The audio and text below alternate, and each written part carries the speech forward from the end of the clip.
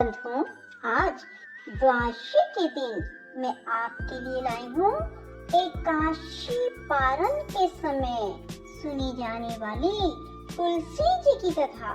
बंधुओं, जिसे सुनने मात्र से आपको करोड़ों तीर्थों के सेवन के फल की प्राप्ति होगी। आपका घर प्रचुर धन धान्य से भरपूर होगा। बोलो तुलसी माता की जय हो।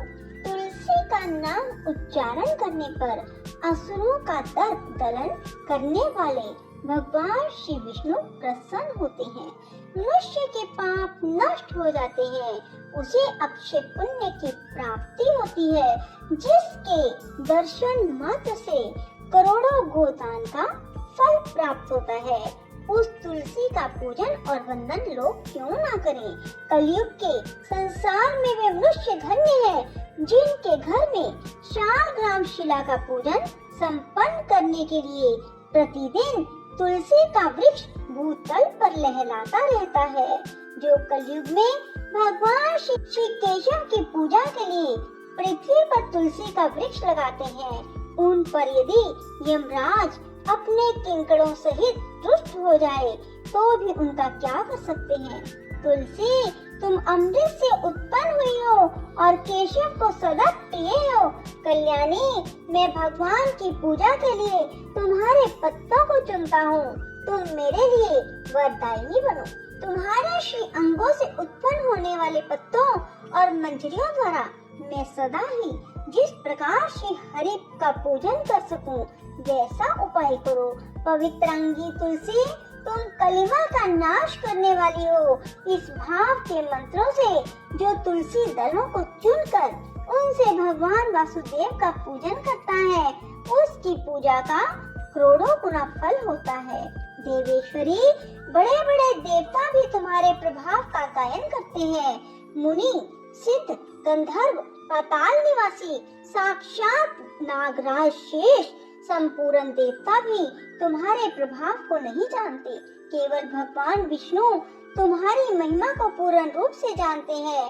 जिस समय क्षीर समुद्र के मंथन का उद्योग प्रारंभ हुआ था, उस समय श्री विष्णु के आनंद अंश से तुम्हारा प्रादुर्भाव हुआ। पूर्व काल में श्री हरि ने तुम्हें अपने मस्तक पर धारण किया था। देवी, उस समय श्री विष्णु के शरीर का संपर्क पाकर तुम परम पवित्र हो गई थी। तुलसी, मैं तुम्हें प्रणाम करता हूँ। तुम्हारे श्री अंग से उत्पन्न पत्तों द्वारा जिस प्रकार श्री हरि की पूजा कर सकूं, ऐसी कृपा करो जिससे मैं निर्विघ्नता पूर्वक परम गति को प्राप्त हूँ। साक्षात श्री कृष्ण ने तुम्हें गोमती तट पर लगाया और बढ़ाया था। वृंदावन में विचरते समय उन्होंने संपूर्ण जगत और गोपियों के हित के लिए तुलसी का सेवन किया। जगत प्रिया तुलसी, पूर्व काल में वशिष्ठ जी के कथन अनुसार श्री रामचंद्र जी ने भी राक्षसों का वध करने के उद्देश्य से सरयू के तट पर तुम्हें लगाया था। तुलसी देवी, मैं तुम्हें प्रणाम करता हूँ। श्री रामचंद्र जी से वियोग हो जाने पर अशोक वाटिका में रहते हुए जनक किशोरी सीता ने तुम्हारा ही ध्यान किया था, जिससे उन्हें पुनः अपने प्रियतम का समागम प्राप्त हुआ। पूर्व काल में हिमालय पर्वत पर भगवान शंकर की प्राप्ति के लिए पार्वती देवी ने तुम्हें लगाया और अपनी अभीष्ट सिद्धि के लिए तुम्हारा सेवन किया। तुलसी देवी, मैं तुम्हें नमस्कार करता हूँ। संपूर्ण देवांगनाओं और किन्नरों ने भी दूर स्वप्न का नाश करने के लिए नंदन वन में तुम्हारा सेवन किया। देवी, तुम्हें मेरा नमस्कार है। धर्म अरण्य गया में साक्षात पितरों ने तुलसी का सेवन किया था। दंडक अरण्य में भगवान श्री रामचंद्र जी ने अपने हित साधन की इच्छा से परम पवित्र तुलसी का वृक्ष लगाया और लक्ष्मण और सीता ने भी बड़ी भक्ति के साथ उसे पोसा था। जिस प्रकार शास्त्रों में गंगा जी को त्रिभुवन व्यापिनी कहा गया है, उसी प्रकार तुलसी देवी भी संपूर्ण चराचर जगत में दृष्टिगोचर होती है। तुलसी का ग्रहण करके मनुष्य पातकों से मुक्त हो जाता है और मुनीश्वरों, तुलसी के सेवन से ब्रह्म हत्या भी दूर हो जाती है। तुलसी के पत्ते से टपकता हुआ जल जो अपने सिर पर धारण करता है उसे गंगा स्नान 10 गोदान का फल प्राप्त होता है। देवी मुझ पर प्रसन्न हो, देवेश्वरी हरि प्रिय मुझ पर प्रसन्न हो जाओ। क्षीर सागर के मंथन से प्रकट हुई तुलसी देवी मैं तुम्हें प्रणाम करता हूँ। द्वादशी के दिन एकादशी व्रत पारण के समय जो भी मनुष्य तुलसी जी की इस कथा को सुनते हैं भगवान विष्णु उसके सभी अपराधों को क्षमा कर देते हैं। बाल्य अवस्था, कुमार अवस्था, जवानी और बुढ़ापे में जितने पाप किए गए होते हैं वे सब तुलसी जी की इस कथा को सुनने मात्र से नष्ट हो जाते हैं।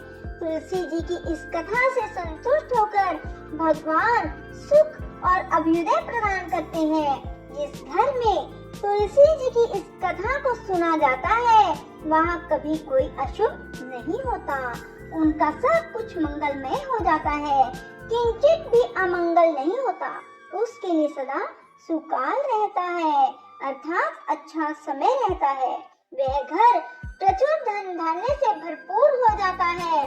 तुलसी जी की इस कथा को सुनने वाले मनुष्य के हृदय में भगवान श्री विष्णु के प्रति अविचल भक्ति होती है, उसका वैष्णवों से कभी वियोग नहीं होता। इतना ही नहीं, उसकी बुद्धि कभी अधर्म में प्रवृत्त नहीं होती। जो मनुष्य द्वादशी की रात को भी जागरण करके तुलसी जी की इस कथा को सुनते हैं उसे करोड़ों तीर्थों के सेवन का फल प्राप्त होता है। बोलो तुलसी माता की जय हो, विष्णु भगवान की जय हो। तुलसे अमृत जन्मासी सदा त्वं केशव प्रिये, केशव अर्थम चिनोमि त्वां वरदा भव शोभने। तवद अंग संभव वेग नित्यम पूजयामि यथा हरिम, तथा कुरु पवित्रांगी कलौ मल विनाशिनी। गंगे ते स्मरणा देव क्षयं याति जय पातकम, कीर्तन आदि पापानि दर्शनात् गुरु कल्मषम। स्नानात् पानच् जहन्वाम पित्राम तर्पणाम अथा महापातक वृंदानि क्षयं यान्ति दिने दिने। अग्निना दहन्ते तूलम तृणं शुष्कं क्षणाद् यथा, तथा गंगा जल स्पर्शात् कुसाम पापम दहेत् क्षणात्। तुलसे अमृत जन्मासी सदा त्वं केशव प्रिये, केशव अर्थम चिनोमि त्वां वरदा भव शोभने। तवद अंग संभव वेग नित्यम पूजयामि यथा हरिम, तथा कुरु पवित्रांगी कलौ मल विनाशिनी। गंगे ते स्मरणा देव क्षयं याति च पातकम, कीर्तन आदि पापानि दर्शनात् गुरु कल्मषम। स्नानात् पानच् जहन्वाम पित्रां तर्पणाम अथा महापातक वृंदानि क्षयं यान्ति दिने दिने। अग्निना दहन्ते तूलम तृणं शुष्कं क्षणाद् यथा, तथा गंगा जल स्पर्शात् कुसाम पापम दहेत् क्षणात्। राधे राधे, जय श्री कृष्णा। बंधुओं, यदि आपको हमारी वीडियो पसंद आए तो इसे लाइक करें और शेयर भी जरूर करें। धन्यवाद।